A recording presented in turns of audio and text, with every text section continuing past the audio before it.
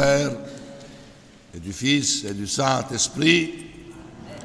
Très chers fidèles du Christ, bonjour à tout le monde. Je tiens absolument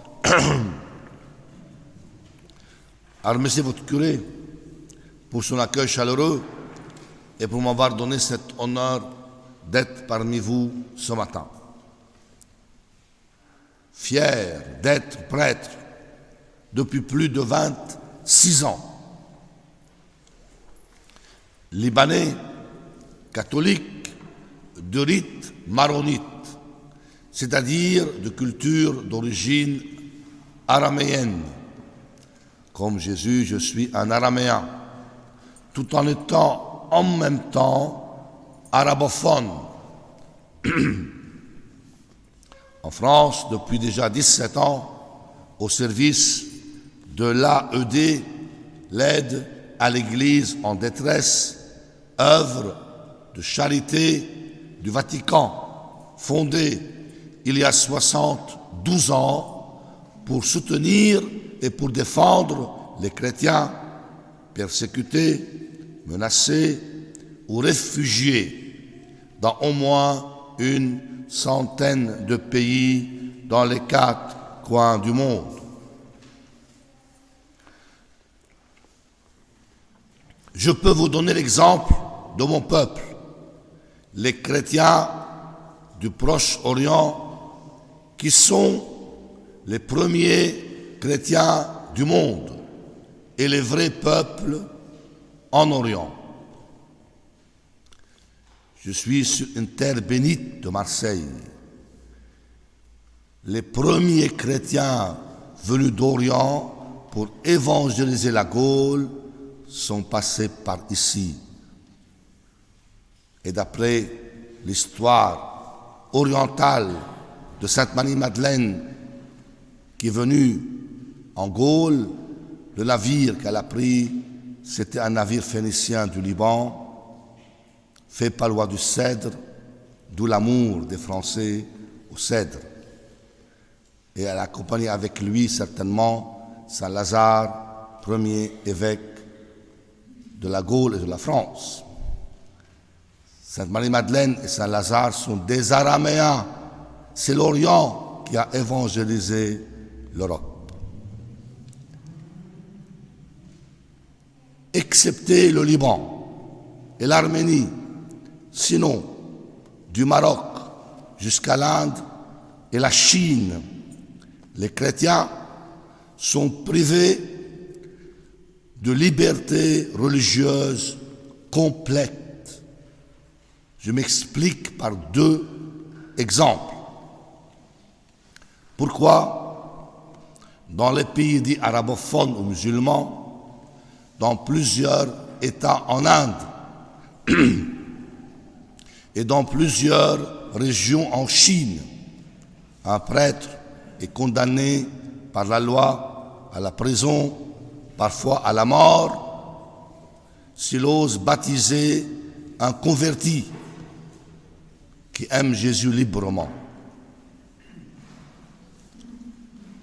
Ce sont, dans notre monde oriental aujourd'hui, des milliers et des milliers de convertis chrétiens sans le baptême. Et dans les conditions politiques actuelles, il est impossible de les baptiser. Peut-être ils mourront chrétiens sans le baptême. Pourquoi aussi, dans un pays comme l'Arabie saoudite, la présence d'une église ou d'un prêtre est strictement interdite dans le premier article de la Constitution? 3,5 millions de chrétiens vivent et travaillent en Arabie saoudite. Si nous sommes devenus aujourd'hui une minorité à cause de la persécution et de l'émigration, regardez en Irak en 2003, 1,5 million de chrétiens pour moins de 300 000 aujourd'hui. Les chrétiens libanais dans le monde 20 millions. Le Liban, pays à peine plus grand que votre département, 4,5 millions d'habitants, dont 50% de chrétiens. Chers du Christ, la guerre en Orient, le terrorisme en Orient, les assassinats en Orient, quand les souffrances de tous les peuples orientaux vont s'arrêter. Personne ne peut répondre à la question quand la paix en Orient. Mais pas de paix sans les chrétiens. Nous sommes les seuls à pouvoir vivre la triple mission qui sauve l'Orient. Nous sommes le peuple de la liberté, le peuple du dialogue et le peuple du pardon. Nous sommes le peuple de la liberté. Les notions liberté des enfants de Dieu ou le libre arbitre sont des thèmes strictement chrétiens.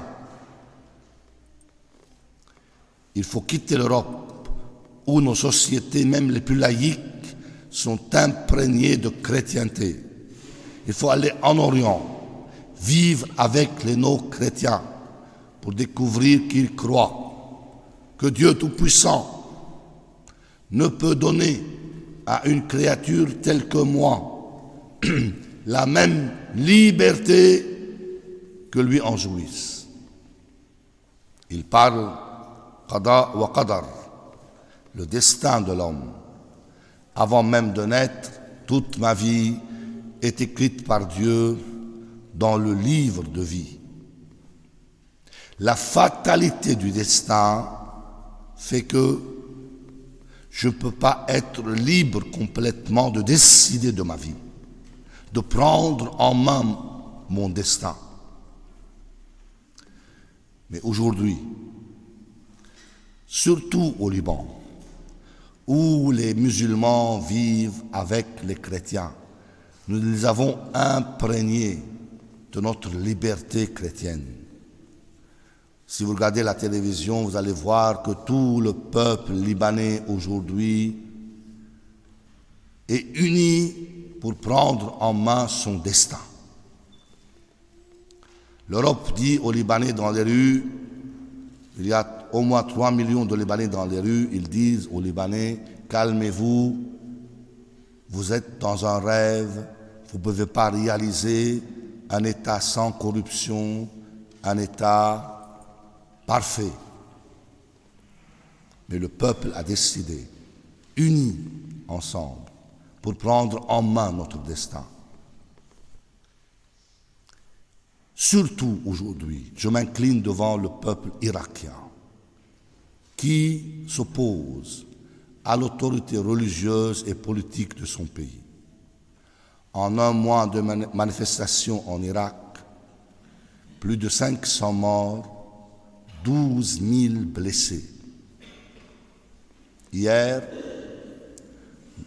l'émissaire iranien en Irak rencontre toutes les autorités politiques et religieuses du pays. Il décide d'éradiquer par la violence les manifestations de liberté dans le pays.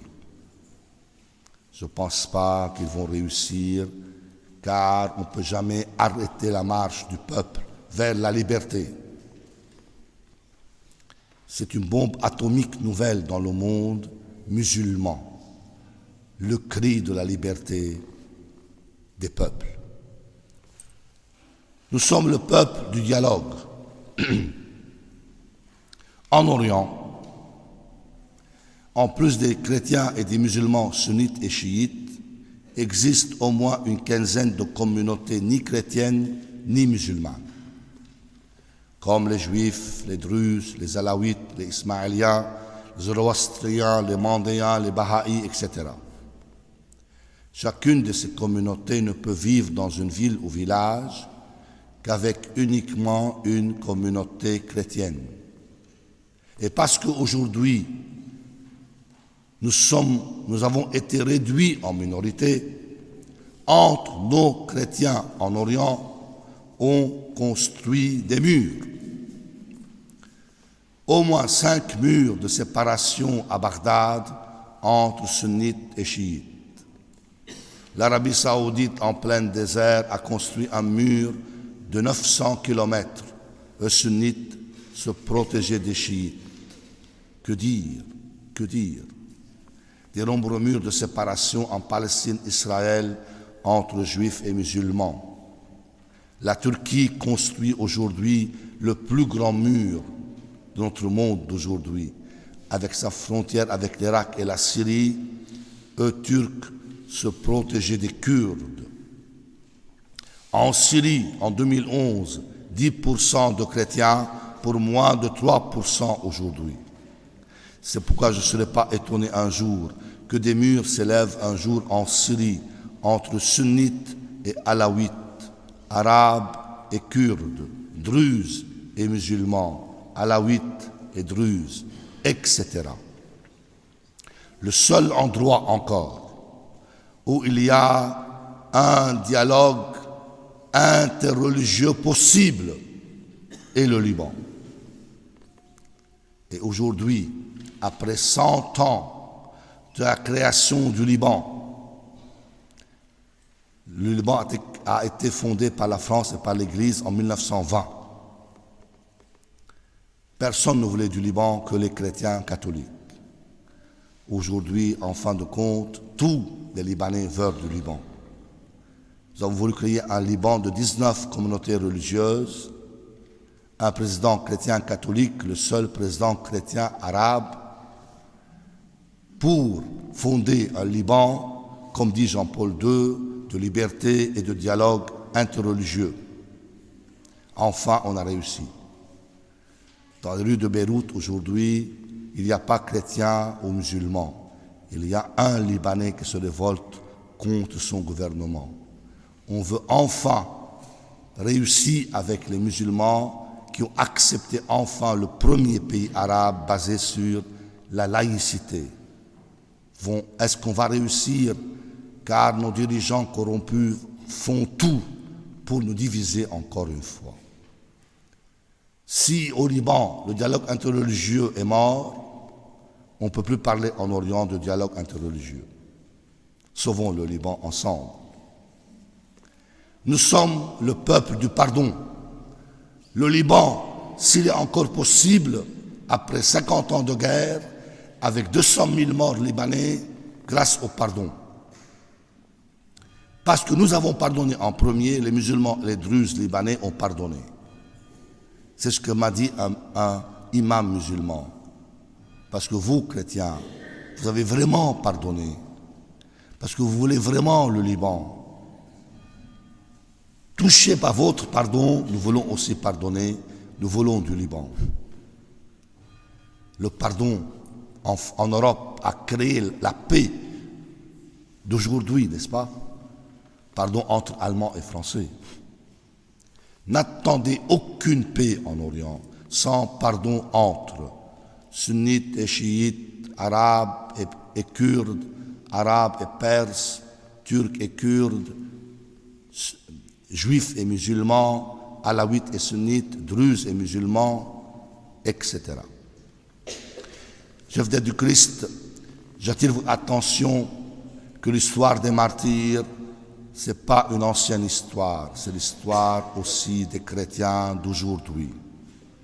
Si uniquement je mentionne le martyre des prêtres, uniquement les 10 dernières années en Orient, je peux mentionner le martyre de Monseigneur Raho, du Père Raghid, du Père Wassim, du Père Thaer, du Père Adel, du Père Basilios, du Père Franz, du Père François, du Père Fadi, du Père Skandar, etc.